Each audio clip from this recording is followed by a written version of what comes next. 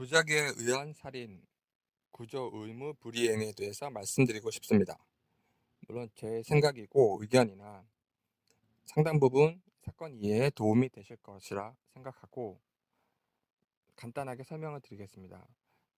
지금 가장 사건을 초기에 확인한 사람들이 그 친구의 부모님과 변호인인데 너무나 놀랍도록 사건 당일에 변호사를 선임했거나 최소한 만나서 깊은 논의를 한 것 같습니다. 근데 그럴 수밖에 없었던 이유는 처음에는 몰랐는데 한 달 지나고 좀 더 지나고 하다 보니까 이제 많이 드러났어요. 지금 그 친구 A가 한 말, 사건 초기에 변호인을 만나기 전에, 변호인의 도움을 받기 전에 한 말이 차츰 드러나서 처음에는 드러나지 않았는데 차츰 드러나더니 이제는 어, 경찰 중간 수사 발표, 친구 측 1차, 2차 입장문, 그알이라든가 기타 언론에서도 모두 이 부분을 언급을 하고 있습니다. 즉 친구 A의 말은 모두 이미 아시고 계신 바와 같이 정민이가 언덕에서 굴렀어요. 제가 올렸어요. 그래서 신발과 흙이 더럽혀졌어요. 이러한 주요 요지입니다. 즉 자신이 스스로 인정하기를 정민이는 언덕에서 굴렀고 자신이 구조하려고 해서 평지로 끌어올렸다까지는 이미 사실이 확인됐죠. 그러면 여기서부터 발생하는 그 법적 문제에 대해서 변호인들은 이미 잘 알고 있고 친구의 부모님들은 이 부분에 대해서 듣고 여기에 대비를 해왔던 것 같습니다. 다만 우리 나머지 사람들은 무엇이 그 사람들의 노림수고 목적이고 무엇을 대비하고 있는지 전혀 몰랐죠. 지금도 엉뚱한 이야기만 하고 있는 유튜버들이 많이 있고요. 그것이 무의미하다거나 존중되지 않아야 된다는 취지는 전혀 아니고요. 다만 핵심이 드러났기 때문에 이 부분에 대해서 상대는 더더욱 초조해하고 있을 때, 빨리 시간이 가고 묻히기를 바라고 있을 때 우리는 이 부분에 대해서 국민적으로 의견을 모으고 서로 의견을 교환하고 더 철저히 조사를 해야 됩니다. 부작위에 의한 살인이라는 것을 제가 장황하게 설명드리려고 하는 건 아니고요. 일단 구조를 시도하려고 했다라는 것이 드러난 이상 구조 의무가 발생하는지를 이제 따지게 되는데 민사 형사적으로 좀 기준이 틀립니다. 그런데 기본적으로 말씀드리면은 그 떨어진 그 행위 자체에, 그리고 떨어진 행위와 직접적으로 관련된 행위, 음주 행위를 말할 수 있겠죠. 그 밖에 어떤 게 드러났다면 뭐 남들이 말하는 확인되지 않은 사실들, 그런 것들에 대해서도 떨어짐의 원인이 됐으니까 술을 먹은 행위랑 비슷하게 떨어짐의 원인이 된 행위가 되죠.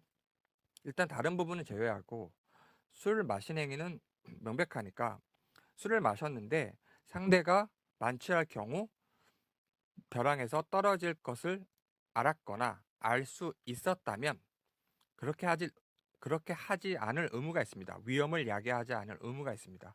그래서 벼랑 끝에 있는 사람한테 술을 권하거나 이것은 원인이 돼요. 벼랑에서 떨어지는 원인이 됩니다. 따라서 거기서 떨어진 사람이 있을 때 구조할 의무가 발생할 수 있습니다.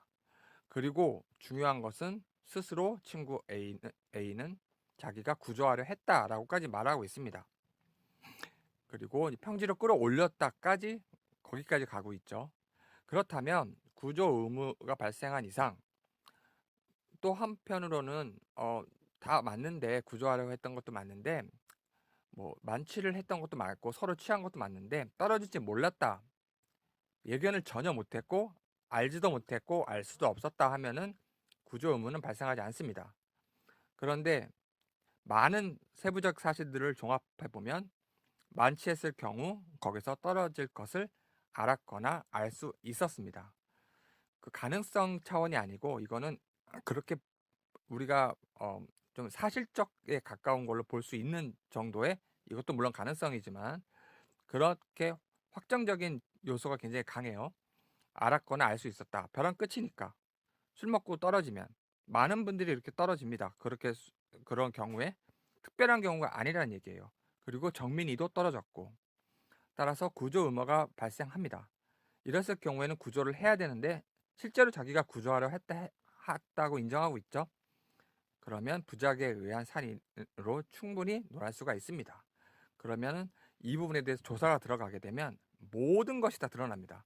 이 조사를 막기 위해서 변호사를 선임을 했고, 그럼에도 불구하고 무엇을 노리느냐, 이 논의 자체를 하길 원하지 않는 거죠. 떨어졌다는 자체, 끌어올렸다는 자체, 이 자체를 세상에 드러내거나 국민들이 알길 원치 않는 겁니다. 그런데 어렵게 한 달 만에 무수한 고통과 고민 후에 드러나게 된 겁니다.